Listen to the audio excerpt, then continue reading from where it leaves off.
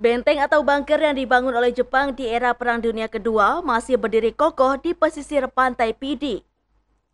Keberadaan sejumlah bunker pertahanan peninggalan Jepang tersebut masih dapat dilihat di tepi pantai Pasisukon, kawasan Gampung Benteng dan Blangpase.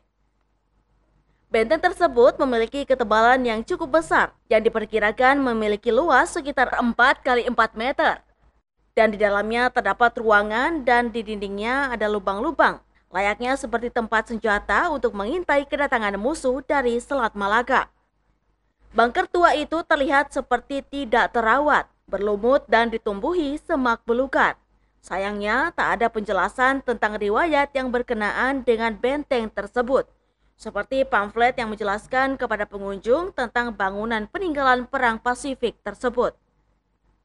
Melihat adanya potensi objek wisata dari bunker Jepang tersebut, Ketua Alumni Daya Darus Sa'dah Pidi Jaya berharap semua pihak memiliki andil dan tanggung jawab dalam melestarikan serta melakukan pemugaran terhadap situs sejarah tersebut.